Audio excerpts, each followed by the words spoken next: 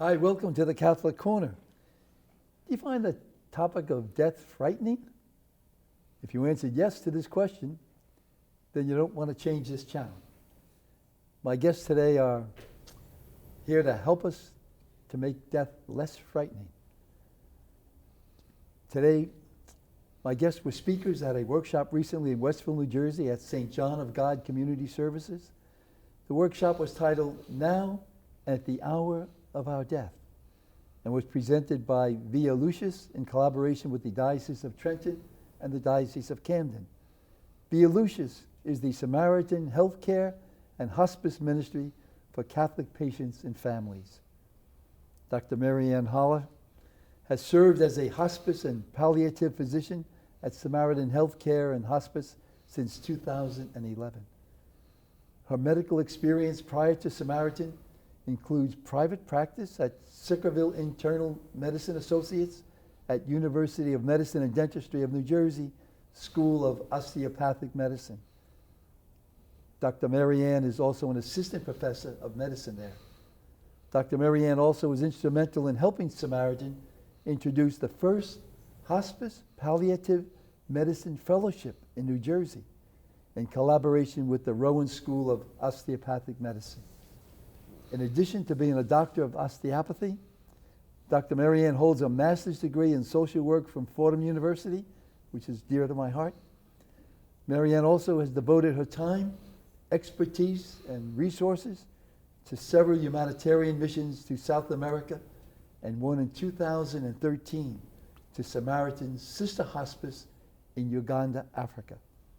Dr. Marianne, God bless you. Thanks for being with us today. Thank you for having us. And Chaplain Betty Warner. Chaplain Betty serves as a chaplain in the Spiritual Support Department at Samaritan Healthcare and Hospice. Chaplain Betty's a board certified by the National Association of Catholic Chaplains. Her clinical pastoral education, internship, and residency was completed at Thomas Jefferson University Hospital in Philadelphia. Great place. Thank you. Chaplain Betty holds a bachelor's degree in English and education from Holy Family University in Philadelphia, a master's in library science from Villanova University, and also studied poetry therapy. Oh, wow. And coordinates Lourdes Poetry Circle at Lourdes Wellness Center in Collingswood. You got to tell me a little bit about that. Okay. Oh, my gosh. Chia, you know, you two got tremendous background. All Catholic. Maybe, yeah, I can see. Maybe can we start by telling me how you came to be involved in hospice and palliative care, which is so beautiful and so needed today. Doctor? When I was a social worker for 18 years and then decided to, late in life go to medical school, and palliative medicine and hospice is the perfect blend of internal medicine and my medical background with my social work background to best serve the patient. That's marvelous. And Chaplain Betty, how about yourself? How did you, what got you going into this kind of ministry? Many things. I credit my grandfather, who died when I was in third grade, Oh boy. for allowing me to realize that death was part of life, Yeah. and that sadness was part of life, Yeah. but not all of life. And also, during my stay at Jefferson, I became known among my colleagues as someone who liked to be with the dying, who and the newly dead, that there was a special sacred time where we could touch eternity. You can do it when the babies are being born, when we're coming in, and you can also touch eternity when we're leaving this world. And I think that what we forget, we say we're mortal beings. Well, we're really not. We're immortal. Our souls are immortal. And I always like that expression from Job when he said, naked was I born and naked will I die, but blessed be the Lord. It's almost to me like two bookends, and everything in the middle is our pilgrimage or our prayer life. And that whole notion when you mentioned, your grandpa, when I was a kid, everybody kind of got waked from the house, and so there was, you just were exposed to kind of family things and grandpops and grandmoms and whatever, What are some of the misconceptions? I know sometimes people, kind of wonder about this ministry and as you mentioned, eternal life. And what about the misconceptions about this type of care, Doctor? I think the biggest misconception in the public and even friends or family of mine is that, oh, this is very sad work. And as Betty was saying, this is such a privilege to be part of somebody's journey in the later aspects of their life, whether they're a young person or an older person. And we have moments of pure joy and laughter that we can be a part of at that time, that it's a recognition of our physical being and our mortality, but it's helping that whole journey, spiritually, emotionally, and physically, what we can bring to the household and the patient and the family as they make the journey. Yeah. The Dame Cecily Saunders, who started the modern day hospice concept over in Britain, who was like Mary Ann. She started out as a social worker, then she became a nurse, then she became a doctor. So then she became a saint. pretty much. Would always say, first we address their pain, and many people, they're not afraid of death so much, they're afraid of being in dire pain. First we address their pain, then we address their bowels, which is somewhat related to the pain. And then the third thing is, how can we help you have a good day every day? And sometimes with a diagnosis, people think they'll never have another good day. It's too big. It consumes their whole life. Only if they let it, if they choose joy, and there's a circle of people around them to help control their pain and help them find joyful moments in whatever's happening, it can be easier. I think the other big misconception that people think that embracing hospice or embracing care at the end of life is about giving up hope. And what I try to do in my practice with patients and families is we never ever want to suspend hope or give the impression to the patient or the patient lose hope. And we try to reframe during the journey what the definition of hope is. What are they hoping for? And I have very honest conversations in terms of what's their goal, how can we achieve that goal, and tell them what is possible and what's not possible. And I think patients and families are craving that kind of honesty. My experience, over the past few years is having honest conversations. It's not about suspending hope or leaving hope at the door. It's helping them reframe what they hope for in the coming months, the years, days, whatever is ahead for that patient and family. So I see that they say, well, we don't want to give up hope. We're not ready for hospice yet. And I'm like, it's not about giving up hope. Like, we want you to have hope. We want you to look forward to every day. And how can we make every day good for you, for your family, for the patient, for the emotional well-being, spiritual well-being, and physical well-being of everyone involved in that patient's care. Can you tell me what the difference is between, say, hospice care versus non-hospice care and palliative care?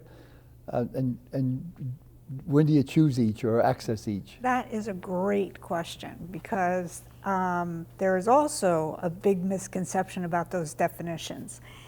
And I'll start first with palliative care. And palliative care is designed for any patient who has a complex illness that may be experiencing symptoms that are preventing them from fully taking part in the care that's been prescribed by their team, whether it's their cancer doctors, their lung doctors, kidney disease, lupus, whatever illness that has presented itself to the patient. palliative care gets involved, and I see patients at home, or we have 2 clinics, and we want to know what's going on physically that's preventing them from living their best life. Is it pain? Is it shortness of breath? Is it nausea, vomiting? Is it insomnia? Is it anxiety? Is it agitation? What's going on spiritually? What's going on emotionally? What's going on financially? And how can we get the resources in place to maximize the quality of life the patient has with an illness that's very complex? People forget when illness gets very complex, everything's the patient, and they become the center. But everybody that touches that patient's life begins to suffer emotionally, spiritually, unfortunately sometimes financially. So palliative care is the practitioner, the physician, nurse practitioner, spiritual support, social work to support, to put all the pieces in place to maximize that patient's best day.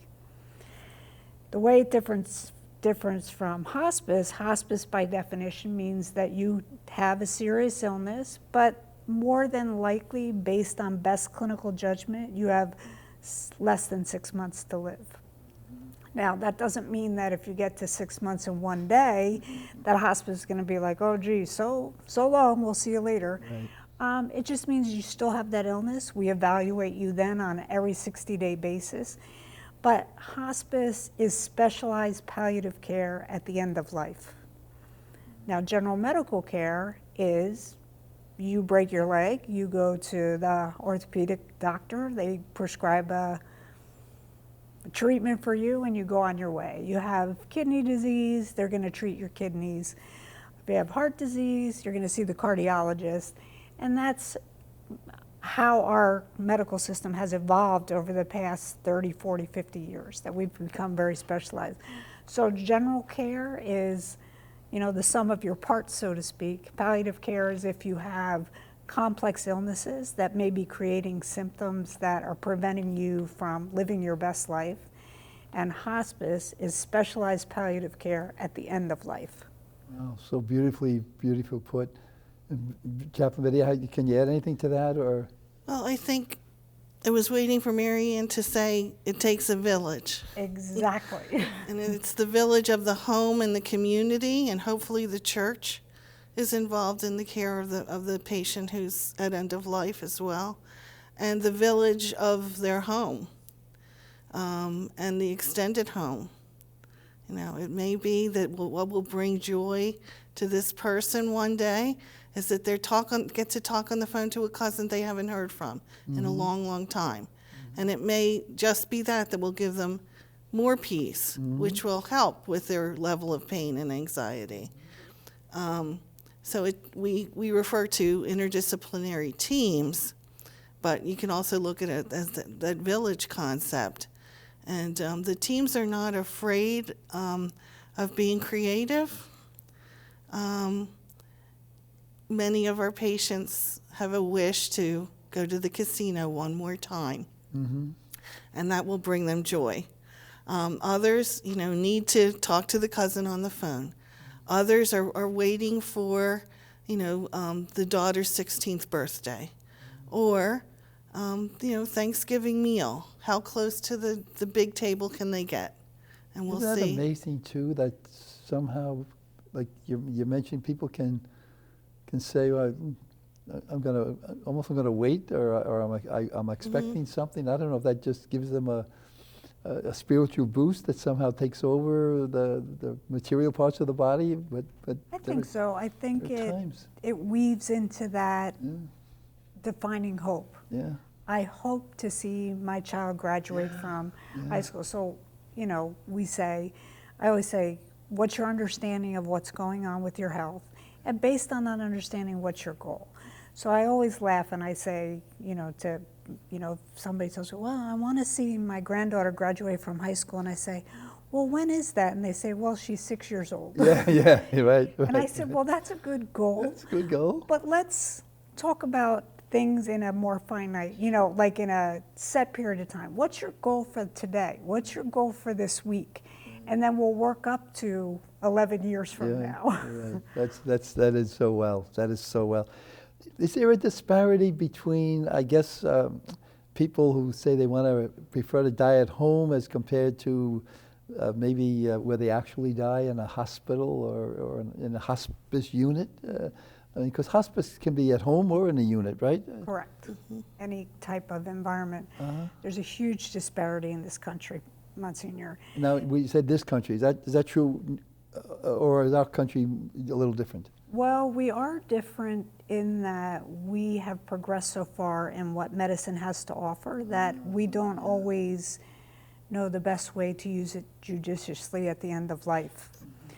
So if you survey the public, and many studies have borne this out, that 80% of the public prefers, when you ask them, what's your vision for end of life? They want to die at home surrounded by their families.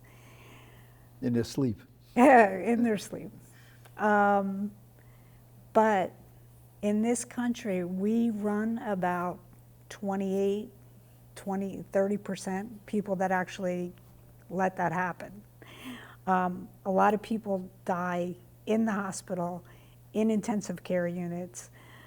And I think some of it is like from World War II till the 70s, we kind of had an explosion of medical technology. And these were great, wonderful advances. But what started out as life-saving and life-altering outcomes we started to shift in the last 30 years to using these tools at the end of life, which they were never really meant for that. So people then at 80, 90 years old end up in the hospital, hooked up to machines, when the natural end of their life may have occurred, under different circumstances. But the default in this country is to call 911. Don't you want everything done? And what that actually defines as for patients and families. Everything to make them comfortable, everything to make them peaceful, everything to make this time meaningful, or everything that medicine has to offer. Machines, ventilators, CPR, shock, when at the end of life those interventions are rarely beneficial. So years ago, when I say years ago, people would have been either home and would have naturally kind of gone to God. Right. And now the machines keep them. Well, I relate to when my grandfather died, and my mom, she still tells, the doctor called and said, do you want to be with him or not? It wasn't, do you want us to put him in ICU? Do you want us to hook him up to machines? And that was probably in the last 40 years. Yeah. And now that's not the phone call that's made. The phone call's made of, your father took a turn for the worse, we're moving him to ICU, where he needs a breathing machine, he needs this. And the dialogue about what the goal is and what the wishes are and where this is actually going, because we're concentrating on the moment of the illness. Now, do you both share some time with families at those particular moments? I guess I'm thinking that at times, especially if you can utilize some of the medical practices that they have today, some family members might want to say yes, some family might want to say no, and what about the will of the person also? Well, that's a great question, because I think you have to understand, again, what is going on medically and what's the goal. So a lot of people we've kind of lost sight in this country that regardless of what we do in medicine, nobody's immortal. Everybody will eventually pass away. So regardless of what we do, we've yet to make one patient immortal. So having honest conversations with the chaplain, the physician, the nurse, the social worker, having honest conversations about what is this intervention going to achieve? What is the hope for this intervention? Is it going to achieve the goal you have? And people say, she's 91 and two months ago she was in the walking club at the mall. Well, in those 2 months, her kidneys have failed, she's had a stroke, her heart function is down. So the best possible thing that I can hope for that patient, that goal might not be realistic. So saying, well, I'm going to get your grandmother back to the point where she's back in that walking club, I think those are the difficult decisions that families make, because everybody who's not fine was fine right before that. And that transition sometimes is nice and slow and gradual, and the family can get used to that somebody's declining regardless of the age. And other patients, unfortunately, are fine and then don't decline. They go over the cliff. And then their goal is to get them back to where they were right before that event. And it may not be realistic. Yeah, and I was just thinking that. And I think what happens is we don't do a good job on that journey and path with patients and families as to when have we prolonged the suffering and when are we actually changing the outcome. Captain Betty? One of the things, a maxim in hospice care is we speak the truth with love. So we might talk about, the 95-year-old grandfather and talk about the things that he did and the things that he loved, and say, how many more years would you think he might have past 95? And they might say, speaking the truth with love, they would probably say one or two. The body can't go past 125 unless we come up with a couple more technologies. What's the oldest one? 14, and the records are probably wrong. But and to give people those words even, speak the truth with love. And then to ask Granddad, if he's still talking, what's he thinking about what's happening? So it's important to have that conversation in the family about, pastoral care, clergy, advanced directives. Monsignor, you would be surprised and shocked. I am. The number of people that do not have these conversations. And we'll talk to, the children might be in their late 60s and early 70s, and the parents are in their 90s, and they say, did your dad ever say, if this time came, what his wishes were? If he saw something on TV, did he ever, say, oh, that happens to me? And the number of people that say, nope, never talked about it, I think is shocking, because I grew up in a household that we did discuss these things. And I'm one of 8 children, so my parents made sure that we were part of funerals right from when we were 5, 6 years old, a part of, wakes, and we had these conversations. But some societies today don't. I mean, there are youngsters that are in their 20s that never were inside of. Exactly. But I think having the dialogue supersedes anything you can put on paper. Telling your family, don't be afraid to talk to your family. What are your wishes? People will put down everything in their will years ahead of time. Protect my assets, this and that. But the thing that matters most, how they're going to leave this life for the next one, or what their vision is for themselves and for their family. There's no dialogue. I'm just thinking of my own family, a little story, I guess, on the side here. My mom and dad, every once in a while, would talk, about who should go first or who wants to go first, that kind of thing. Well, my mom used to go on a lot of these trips, when she got a little older, and Dad would stay home, and she'd always come home with a statue of some kind, wherever she was. So one time they're asking, we're all sitting around, and, no, Molly, I hope you go first, whatever. So my dad said, no. He says, I want to go first. And my mom looked at him and said, well, why do you want to go first? And he said, because I would never know what to do with all these statues we have. But I do think it's so important, for families to talk a little bit. Is there a sense maybe today, or has it changed, do you think at all, that there's more of a sense of not wanting to talk spiritually about going to God or afterlife, or is there a hesitancy to talk about that, or has something changed or not changed? I think that a lot of people are getting impatient that the dialogue isn't happening. So there are initiatives going on, including one that Samaritan's having about having the conversation, That was what Now and at the Hour of Our Death was about this year. That we've got a whole lot of now, and we've got a little and at the hour of our death. So how can we make the hour of our death a lot like how our now was? You know, a good way, a good living in community with the people that we love. How can we make the end of life, the hour of our death, not a medical event, unless it has to be.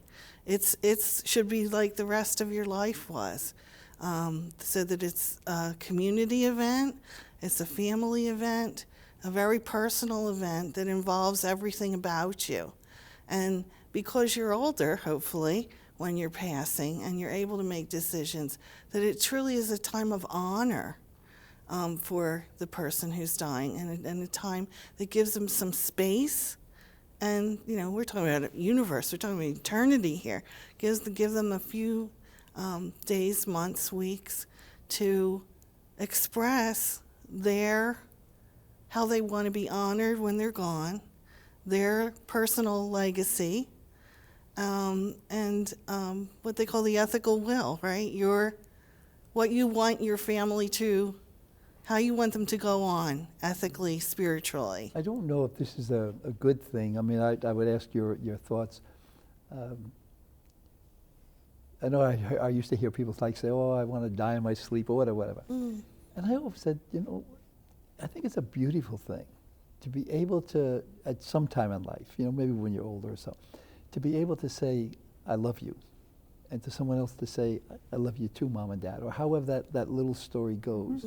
To have the time to be able to express those kind of feelings or thoughts. Is that a good that you find in family life now? Or It is, but some cultures and some families that you know they love each other and they have a tremendous bond, but those words don't cross their lips. Some, you know, some cultures aren't, and some cultures are very demonstrative.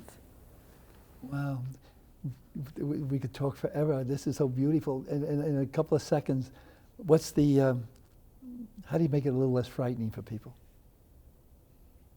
Well, the things that have given them joy all their lives should be part of the experience, so that it's not a medical experience if it doesn't have to be, not an all medical experience. So the music and the art and the photographs of loved ones and the photographs of ancestors that were treasures should be out. Makes it a treasure of their life. Right. Doctor and Chaplain, thank you so much. Oh my Thank God. you for having us. Beautiful, beautiful expression of your own sanctity. Thank you. Catholic Corner, when you're with God, there's not much to be afraid of. So walk with God, walk with each other, and tell each other you love each other. God bless, Doctor. Thank you, Chaplain.